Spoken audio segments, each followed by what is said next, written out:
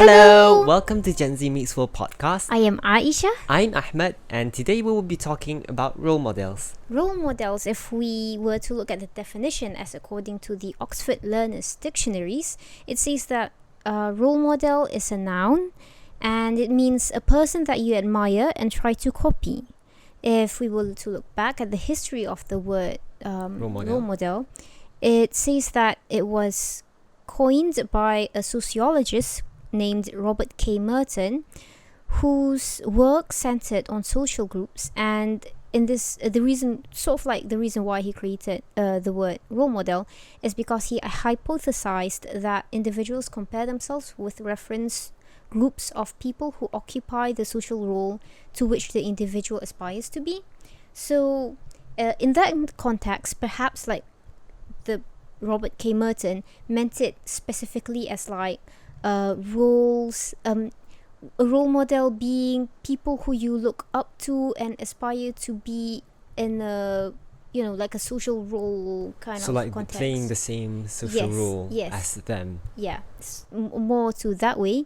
But like today, we thought that we'd cover basically what we mean by role model in this episode is like just as how the Oxford Learners Dictionary defines it, which is a person that you admire and try to copy. So it can be from like any perspective or aspect. Yeah.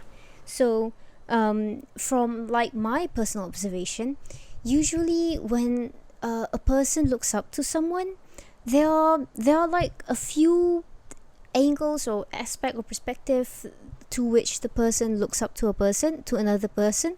So for example, the ones that I usually notice, there are two of them. One is when they aspire to be like another person, in the sense of how like the one that Robert K. Merton said, the one who you aspire to be like in a social role state, manner. Yeah.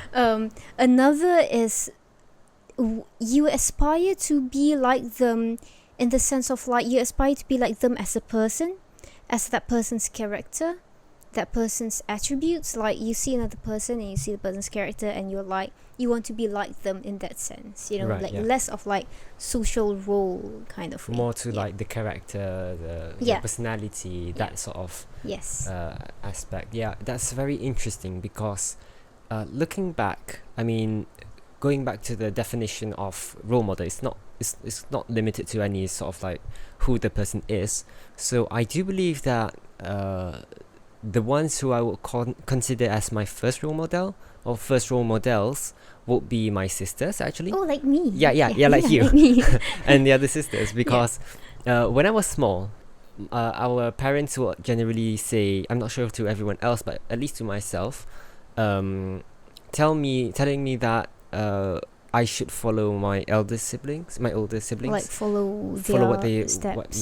steps, what they do, and how they act and such. Take them as examples. Yes. So I generally have that sort of admiration to the point that I want to do everything that you do, because it's everything that you do will be cool. Would be the right thing. Would be the right thing, the better thing. Yes. So that's why I really look up to all of my sisters and follow them that way. So I do believe that would be considered as my first role model. And a lot of times it kind of even goes to the point that I just sort of like blindly follow what you do, which would probably lead to like a lot of hilarious occurrences. Events. Yeah, but I think it also led to like really sort of like momentous, like good things, because like I remember the reason why you started reading so early was because we love reading. So you haven't read yet then because you were still young, but because you're reading all the time, so you want to read too. Yes. And so you told our mother that you want to read and she needs to teach you to read, and then she taught you the alphabets and like she taught you to recognize each of them letters. and so you'd be in like different orders and such. So you're like, okay, T H E F, so on. And then when eventually when you listened back, like you were like, okay, you can read now, and then you started reading, but then you listened, like you are reading the same piece of article as all of the others are, but you are not reading the same thing, because like for example, if you were to read like THECAT, you are reading THECAT while we're reading the cat, and you're like, why are we reading different things? So you're angry again. I was unsatisfied because I wasn't reading like how they were reading. It doesn't matter if I'm reading it correctly or they're if I'm just reading it different. It's not the same thing. I want to read like them, not like how I read it right now. So you told our mother to like teach you how to read, and then eventually you could learn how to read, and you learned how to read like quite very early for your age. I find that very interesting, especially because for me, I think if I were to look back, my first role model would be our mother.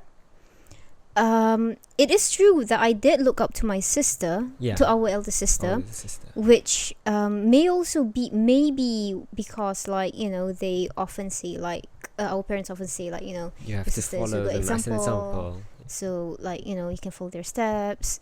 But I remember respecting our elder sister, and I remember following, like there are recordings where I am just behind her doing exactly the same thing she's doing, but I remember specifically, like definitely I remember consciously deciding to follow our mother. Like I remember telling myself like, she's very patient, like I will learn to be patient like her too, and like she's very hardworking, I will learn to be hardworking like her too. I remember telling myself that. Like there are situations when I feel very sad, and I'm like our mother never cries, I won't cry, like like kind of like so I can tell that our mother is probably my first role model. But in that sense, I think I look up to her. She's like a role model in the sense of like I aspire to be like her as a person, like her character. I want to like share the same attributes and so on.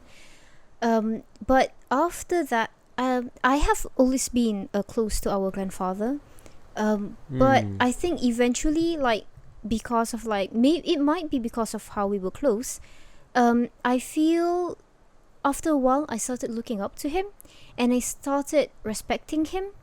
And the reason why I respect him, I feel like it's interesting to look back, to like reflect on, because like if I were to like think about it, I think one of the reasons why I might have looked up to him and respected him is because of the way he talked to me.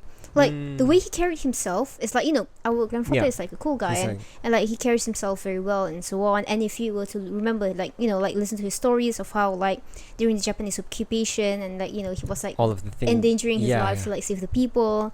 And then after Persekutuan Tanah Melayu was formed, he was the prime minister, our first prime minister, Tunku Abdul Rahman's representative to the Geneva. United Nations. Geneva. I was mixing up two words. United Nations at Geneva. So all of that, and all of the work he did, like were like grand works. Yeah. But I do believe that the reason why because I think I look up to him first before I found his stories, and then his stories are like cool, and then like that's when I'm like, I definitely want to be like him. It's because of the way he carried himself, and also the way he talked and treated us when we were younger. Like he would treat us, even though like he's older, he would definitely he's still strict, and he still like have all these ground rules when we visit his library. We have to sit on the chair, we cannot stand, and there's like all these rules we have to follow, and he's very strict about them. But he also talked to us, like when he talked to us, he like often when you meet people in general, and they would ask like simple questions to children, and like they would just like like perhaps, and if you want to play with them, they like play with toys and etc., which is not wrong. Children love to play toys. Sure. But I remember like the way he played with us is like, in some ways, like he treated us like people, like he treated us as individuals regardless of our age. Not that he treated us like adults. But then when treating, for example, when I was 3, for example, and our eldest sister would be 10. So he would treat us. There's not that much. No. I think the thing is, he treated us as like our own individuals. Like, he doesn't treat you and our like the way he treated you at 5 and the way he treated me at 5 is not necessarily the same. And not necessarily different. Like, he treats us like how we are, you know? Like, just as if we are another person. Though he does, like, you know, make sure that we respect him and, like, still place the ground rules and etc. But when he talks to us or when he interacts with us, when he communicates, like, he still treats us like, you know. And I think, like, that made me, in some ways, feel, like, not like respected, but, like, it makes me feel... Like, when I talk to him, it makes me feel like I am talking with him, and, you know, it feels nice. Yeah, rather than this you know, adult communicating, just establishing some social interaction. Yeah. It feels like a communication. It feels communication like rather than an interaction. Just a general interaction. Yes. So I think that makes us closer, and somehow that also makes me respect him. And it's interesting to observe that, because, like, to an extent, I think I just looked up to him, like, he is, you know, a very cool guy. But eventually, when I learned a lot of his stories and a lot of the things he did, I was very inspired to do the things he did. So in that sense, I was inspired by him in the sense of, like, the Robert K. Merton definition. I aspire to be like him, as in I want to play the same role. And it's interesting to see, because if I remember correctly, I think that might have been one of the reasons why I wanted to be a police. Because I remember wanting to be like him, wanting to do the same things. Like, there was that story when he was saving a group of Muslims from Bosnia. They were being killed. So he brought 3 of them to Malaysia. And, like, 2 of them were killed. Like, right one in of front them, of him. yes, one of them was shot and the other poisoned. And, like, the other Bosnian guy was, like, not like traumatized, but in some ways traumatized. Like, he was very paranoid, basically, because of all of that. He would never drink from a bottle or a glass of water. An open glass of water. He would want a closed, you know, factory packed canned even drink. If it's someone who he trusts, he never, like, he will want it from, you know, like, those stuff. So, like, it's like that kind of, like, danger and experience, and it felt like cool, you know, to go through all that to save people. And also the story of how he was involved in the formation of Malaysia, how he went to Sabah to make negotiations undercover, because there were, like, threats from the other countries and the parties and so on. So all of that really inspired me to, like, do something as great as he did for our country and for others, in a cool way. You know, like an undercover kind of, like, secret detective spy kind of. I mean, like, especially for, like, a child's imagination. Yes. You know, you would think of it. He probably did not go there as. But you imagine, like, he walks with, like, you know, this, like, long coat with, like, fedora, and he's, like, walking in, and he's, like, looking and using a different name, using a different identity, covering with, his like, face with a newspaper. So, eventually, it was at the same time as to when I was introduced to the police force, because, you know, I was reading the news, and then because of that, I was trying to find an occupation or, like, a work that I can do that will allow me to do similar things to what our grandfather did. And at the same time, I was interested in being a police. And then as I was looking into the whole length of, like, what the police force do, what are the police force, and, like, you know, the many divisions they have, then I found the special branch. And I'm like, they do, like, kind of, like, undercover kind of, like, cool works. And I'm like, yep, I found it. I am going to be a police. I mean, even though it won't be the same exact thing, but then it's sort of like the same rule. Yeah, the same rule. Yeah. So you could... Or similar. Similar. So that's back to Robert K. Merton's definition of it.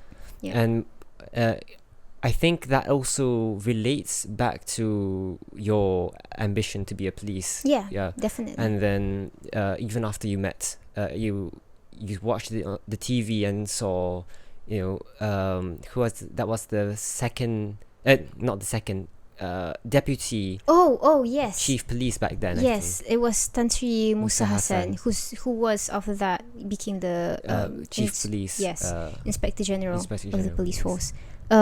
He was. I think that he was like after. I think because of how I was reading the news and all that, I was like slowly introduced to him. And then because he's often on the TV, like he was a deputy, and then after that he was like the chief, the Inspector General. So he's often on the TV or the newspaper. So but alongside watching him, because of like when he made like statements after like there was a big crime busted or something, he also made there were also a lot of recordings of him delivering speeches during like conferences, programs, yes, events, dinners. So I remember often when you hear him talking, he's often talking about problems that leads to like criminal crimes. So he's often talking about things like social problems, or he's talking about problems in like communities or families, or upbringing, society. Yeah. So, and he's also talking about things like the flaws the police force do, like how little things that you do can allow it to happen in some ways or exacerbate the problem. So all of that, like, I was sort of like odd, but then like I thought that it was very cool that he was very observant, and in some ways when you look at all that, you thought like he's also like very wise. Yes. But I was definitely awed and not fascinated, but like impressed. Like I found it very, very cool that he not only observed all these problems, see these problems, and like find the roots of them, and could relate them so well. He also took actions to like solve the problems, And so it's like more actions than talking. Like both at the same time, So he sees problems and he finds ways to fix them. Like he is actually constantly doing something to change and to help others and create better community, instead of just talking about it or complaining about it. Like he's doing both at the same time, and I found that because at the same time telling others about it. Yes. Because if you kind of just do it and solve it on your own, it does help a lot. But then at the same time, it does not. People will not be aware of it. Yeah, and eventually, if you're no longer doing it, it will just So like he's both helping others to realize the problem, so that it doesn't happen in the future. Yeah, and like he can't do all of that alone. Yeah. So like so all of that made me really admire him. And so when I was younger, I definitely was like talking about him a lot, and then I think that's like, it shows like how much I respected him and like looked up to him. Yeah, I remember being similarly admired, not of the same aspects of course, but then being admired by someone like that. Being admired? No, you admire someone. Admiring someone like that. Yes. Not being admired. So I remember being awed. That's true. Okay. At someone like that. It's okay. Admiring someone like that. When I saw, it was, I can't remember what year was it, but then we were at a book launch of this book, written by an author named Awang Goning, his pen name. Yes. So I remember when he gave his speech during that book launch, he used, he's a very amazing, writer in the English language.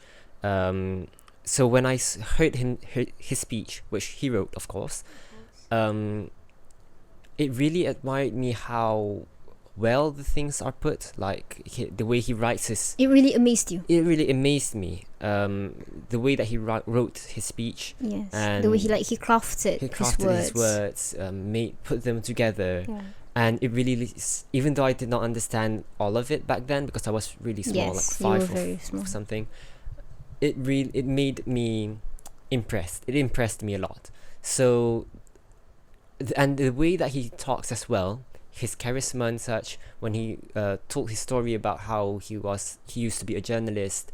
Basically, he was talking about his life journey, which led to him writing that book.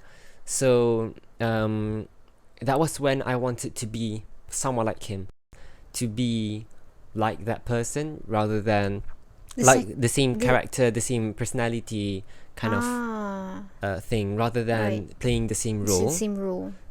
Because I wanted to be that was when I wanted to be a writer. I wanted to be a journalist as well, because I wanted to be like him, being able to write like that, and being able to give speeches like that way, like move people and craft those kind of words. Yes, so having that sort of image is what I really wanted. But I think in general, most people at least will have the first people that they would look up to would be the first people that they grow up with, even if like they grow up with because like some people can't grow up with their families, but then they will look up to those who they grow up with still, which is very interesting. And I think that relates back to why I looked up to like our grandfather, and also in some ways why I looked up to my mother. Like, because like these people are, I mean, I think that is how humans learn. Like we either learn through like language and instructions, or we learn through observation. Yes, which we learn we learn language through observation to begin with, I think. Yeah, like you imitate the person. Yeah, so in the first place, that is how you learn. But eventually that language opens up to a new division. And through language you also open up to many other ways to learn in a way. Yeah. But in general it's like imitation. And like it's very interesting that when you observe that you, regardless of whether or not you are conscious of it, you definitely imitated the people who you grew up with. And thus in some ways that kind of makes them your role model. It's just that sometimes you may just imitate, whereas other times you definitely like look up to them and really want to follow them. And in that way I feel like it's interesting to see, because there might be a possibility that when you look up to them, even though you think that you don't necessarily want to be like them, you don't necessarily look up to them in the sense that you want to imitate and follow them, in some ways when you look up to a person, subconsciously you do imitate them. They do somehow become your role model. Like, it's just that the difference is that whether or not you aspire to be like them, or consciously or subconsciously. And I definitely can relate to how like you imitate a person subconsciously, because I think, like, when I said that Tan Sri Musa Hassan was like my role model back then, I think I looked up to him, and like he was like my role model for me subconsciously, because I do not remember. I remember thinking that he was cool, that he was great, and that like it's cool to be a person like him, but I don't remember consciously following exactly what he, or like aspiring to follow what he does. Like, I remember wanting to do good things, but I remember consciously wanting to be like my grandfather more than wanting to be like him.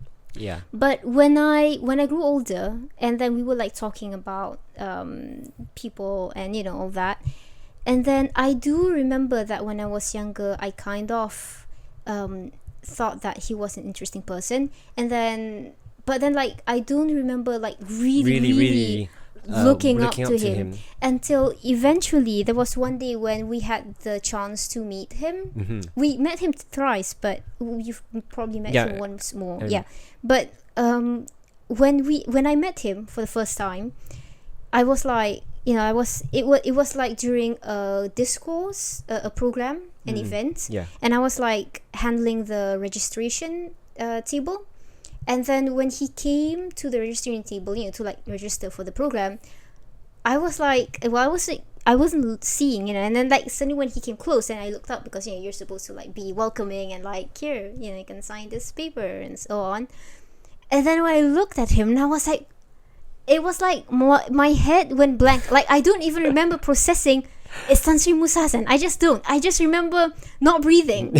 Like, I literally was not breathing, and then my heart started racing. Stopped working. Yes, and then my heart stopped working, stopped beating, and then I was just like, and then like he was like smiling and like kind of like sign. He wants to sign the paper, and I'm like, I was just working on automation. Like, here's the paper, here's the pen, and then I just like took the file to give him, like the sort of like the goodies for the participants, and I was like just holding it. I'm like, and then I started processing. This is Tan Sri Musa Hasan. I was like looking to him. He looked at me. He talked to me. He asked where should he sign the paper, and I was like, I talked with him. Oh, and then I was like, hold a second, I might not have a chance to meet him again. Then I was like taking my notebook and like, can I have your autograph? And then after that, when like I sat down and thought of it, then I realized like I looked up to him a lot, and I must still be in some ways looking up to him still now. Small. Yes, and that's why like when I meet him, that was quite recent. Very recent. It was like 2017, and because like the fact that I still it was like, because at that moment it felt like almost like it's impossible for you to meet him. Yes. It's not that I sat down and thought like, I wish I can meet him, but it's impossible. It's just, it never even come across my mind that you'll meet him. One day you'll meet him. And then suddenly he's there. It's like, I mean, if you were to think the Queen of England, I don't think I'll ever meet him ever in my life. And like you don't even think of meeting her. Her, not him. Yeah. So her. So, but then you never know. But then that thought just never crosses your mind because yes. It's not that it's a matter of possible or not possible. It's just you just didn't think of it. Yeah, but that's like how and like that kind of like shows how much I respected him and looked up to him. And then like you think that how much a person who you didn't even realize can affect you. Like, you really do look up to them, you really think of them highly and so on, and then that makes you realize like it can be very dangerous if you are not aware of who, like, even if you look up to a person, you're not aware that like you see them as like such a great example to follow, and then like that can lead to dangerous ways in some ways. In this case it wasn't dangerous, but it can like there might be some people who I subconsciously imitate still now that I don't realize that is like, quite dangerous. Is you realize it is because the way that you realize it is because you met him and you saw that happening in your head. But if that never happened, you will not know to this day. I may not. You may not know to this day. But like now, that you know it, you start to introspect more. Like when you think that you regard someone highly, you're like, okay, has it come to that point? Like, so because you want to be careful, because especially nowadays, you often see like very blatant examples of how, like clear examples of how people sometimes look up to a person to the point where they almost see them as like a near perfect being, or like a deity almost, like the cat. In these days, people often think like everyone's not perfect because we're humans. But at the same time, if you point a fault towards that person, they will be very offended about and they will find ways to like say that they're justify yes, to justify the action. Like, yes, it's wrong, but it's justified, and it's like quite dangerous, because you may not realize when you really look up to them to the point that you follow them and cross the line to actually idolization, yes. And it can also be dangerous because like you don't necessarily, when you've come to that point where you start like idolizing them and like justifying their actions, you may not see when they do a fault, and it may lead you to like following that fault, actually. And bring you to like dangerous places. And the thing is that sometimes when this happens, you will end up like, well, first of all, if the person is against something, you will be wholeheartedly against it too. Even if it's against your principles. And the same goes to if they support something. You will wholeheartedly no matter support what it. your principles or beliefs are, you will be supporting that as well. Yeah. And that, I think, will be like creating a contradiction. Yes, and also that would be a clear sign of when you've crossed the line. Yeah. Because you're no longer thinking with your point of view. Yes. You're thinking based on what they feel.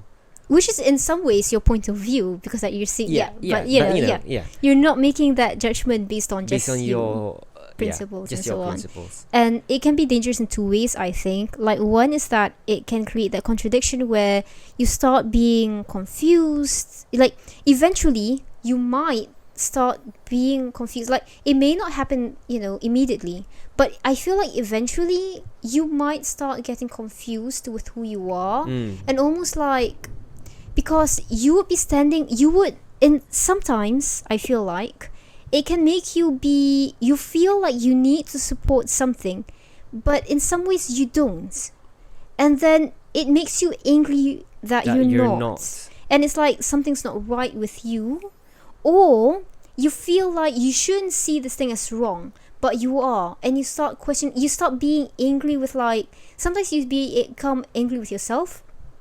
Sometimes you become angry with others. You feel like others are influencing you to believe this is wrong, and it makes you feel, sometimes it can make you feel betrayed almost, like, like you're not understanding their passion almost, even though they're kind of like trying to tell you, like, you should not be idolizing them until to the point where you go against yourself. Yes. And it's actually making you very to a certain point depressed, not like depressed like the depression, the condition, like just being depressed, in a state of being depressed.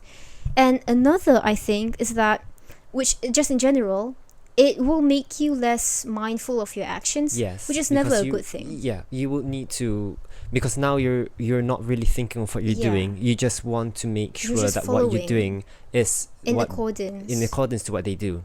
So if for example that person, I could go to the extreme of assassinate someone. You might start, like, you just justify, like because of this, and because this happened, that happened. Perhaps it is like a very wrong and negative thing. No, like, what I mean is, like, perhaps this is a very extreme example. Extreme example. But then, in some ways, to put it simply, I mean, I have seen cases where a person I think there was like something like a person ran into another car because they were angry at the other person, and then they didn't know the person who like hit the other person's car, but then this group of people was like looking up to a person who justified the person who ran the car's actions, saying that it is justified because it's so and so, and then they just started like, it's justified. Like, I'm not saying it wasn't, or it is, but I'm saying that the way they quickly made that judgment as an assumption without even knowing what actually happened, and the fact that they feel the need, because like they voiced it at social media, the fact that they feel the need to voice it, even though you could have just stayed out of it, because you didn't know it, like, kind of like, that's actually a very good point, because there's a lot of these cases where they kind of like start to immediately, when there's something happens, they won't take sides, just because they admire or that person. There's also the other one where they just take sides because of taking sides, but like I think that's a topic for another time. So definitely, and like just being less mindful, like there's like that, and then there's also like cases where things like, for example, if a person wears something or buys something, and especially because of like the ease of buying online nowadays, you just like, oh yeah, you want that too, and you just buy it. Like, yes, that was a conscious decision, and you definitely did that, but you kind of did not really think it through, because you immediately thought that you thought through about doing everything else, but then when that kind of thing happens, you kind of like, I've set my mind, I want this, rather than thinking, what should I eat today if I want to eat potatoes or carrots. It's like you're just like less mindful of your actions in general. Perhaps you contemplate it when you wanted to spend on it, because you're thinking like you have this much and this much money, but then you still think less compared to other things. That's not saying everyone, but that happens. Yes. And which I mean, sometimes, I mean, because I think like in some ways it's like, you know, kind of like just human nature.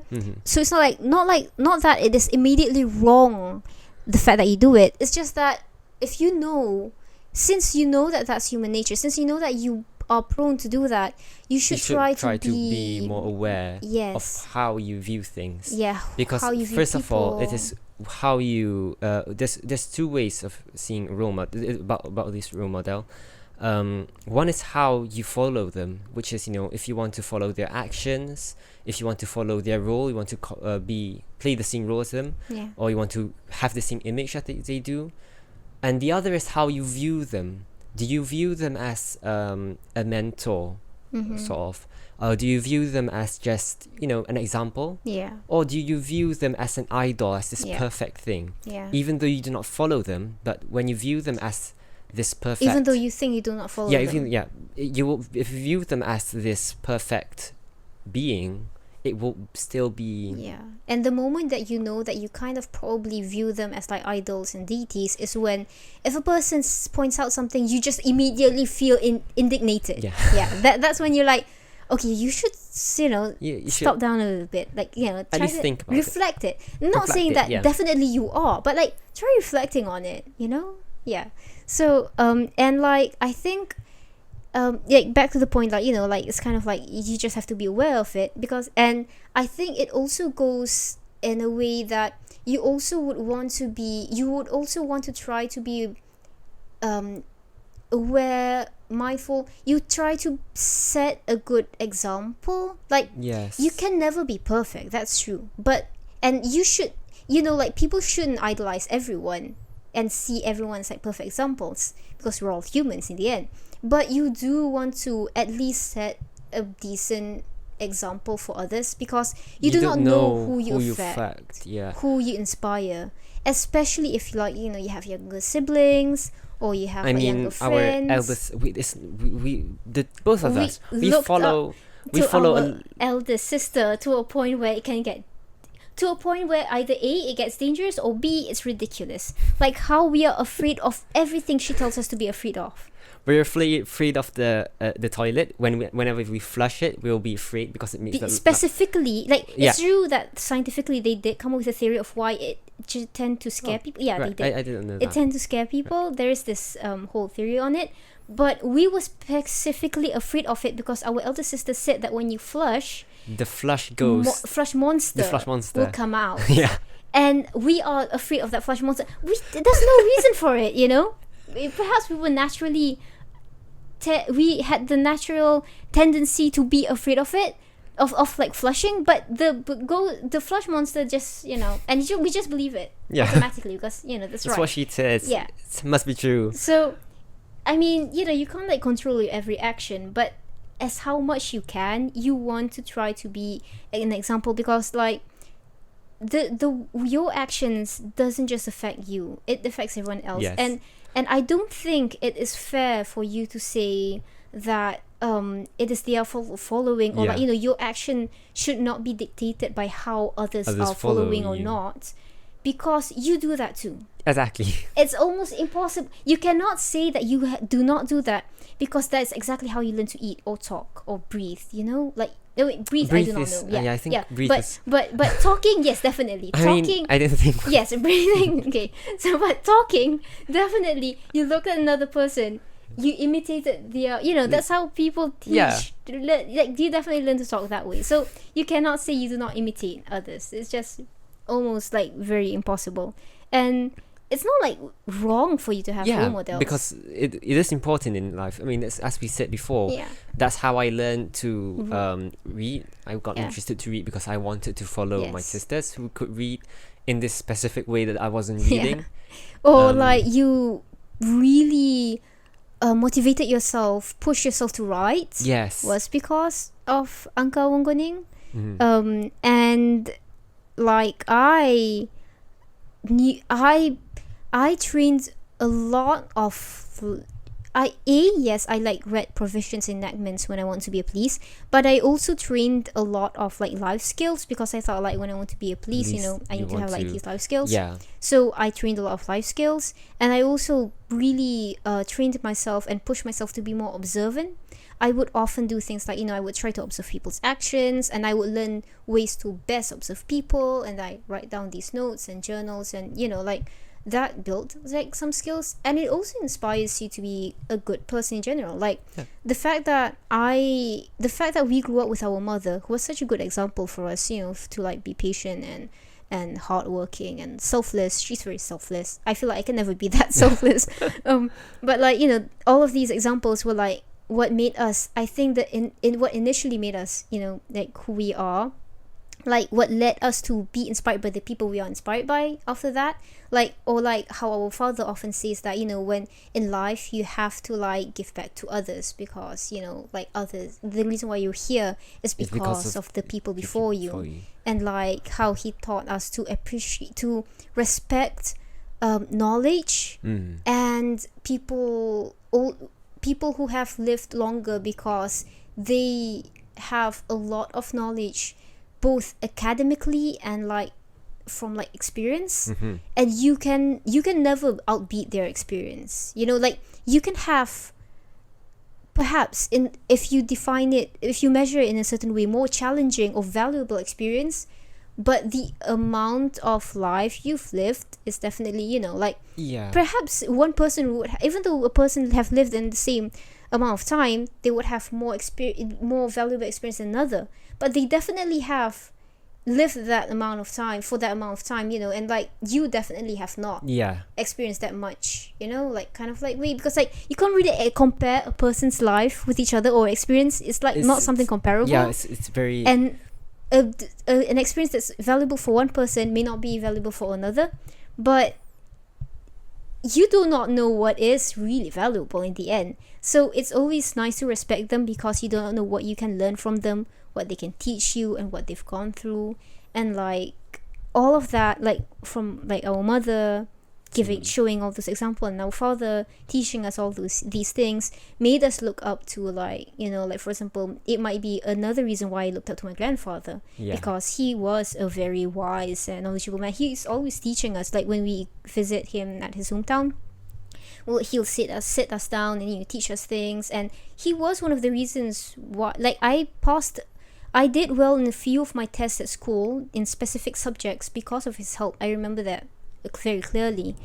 And so like all of these, because of these early role models that we have, that we didn't even realize were our role models, that is the thing that built our character, or like perspective, that led us to be inspired by another person, and then eventually another person, like like from that I was like inspired. It's like the stepping stone to life. Yes. So it's cool if you are aware of how your actions can affect others and inspire others, even if you don't think so that you can not be the reason why another. It's, of course, it is still that person's decision that led them to do something, bad. Yes. But in some ways, you do not want to be in any part an instigator or trigger to a person doing something that, is not cool. And B, also, it's important for you to be aware, to try, because of like how you may subconsciously follow people, you want to try to be more aware of how you view people. And vigilant as well. Yes, I think another way for you to try to like kind of like not like exactly handle, but like kind of like handle that situation, is for you to, I think, be mindful of your actions. Because if you're more mindful of your actions, regardless of who you follow, regardless of what you follow, you can be mindful of your action and know what you do. Yeah. And so you can just be more mindful of not doing wrong thing.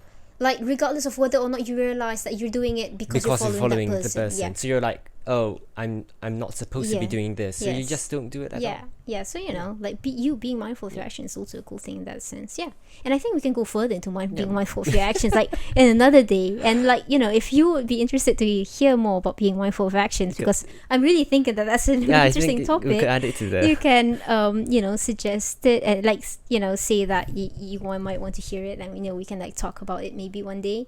And if you have any opinions about role model and like another classification that we did not, because we gave two just now, and also the third, the idolisation. So perhaps you have a fourth or fifth, and so on and so or, forth. Or even if you share the same perspective, like maybe you still see something else that we didn't mention. Because our thoughts are not as big as the entire globe combined. Yeah. You can even like list down the people who you inspired you, and you aspired to be like, because it'd be interesting to hear them. Like, I mean, in fact, we didn't mention all of the people we looked up to. Like, I also remember really looking up to like the Muslim scholars from the Golden Ages, like the Al-Khawarizmi, Al-Biruni, Ibn Battuta, Al-Astrulabi. Ibn Battuta, that's the name. I forgot the name the other day. He was the explorer. He's the explorer, which like relates back to my first ambition from the previous episode. Yes, he was an inspiration. So all these many people, or like historians like Professor Hu Kim and Professor Ramla Hadam. For me, like Tunku Abdul Rahman, our first prime minister, Tun Abdul Razak, who really developed the country a lot back in his days. So like Professor Ustaz Usman Al-Muhammadi, like all of these people, like the thing is that I feel like it's almost impossible for you to just have like one role model or like a few role models. Not saying that the list is endless, but then kind of like saying that the list is endless. But you will run out of people that because you're just often just inspired by people in general. It's true. just that there are some people who you really, really, really look up to the point where you meet them and then you couldn't breathe. Like in my case. Right. That's all for now. Yeah. Thanks Bye. for listening. Goodbye. Bye.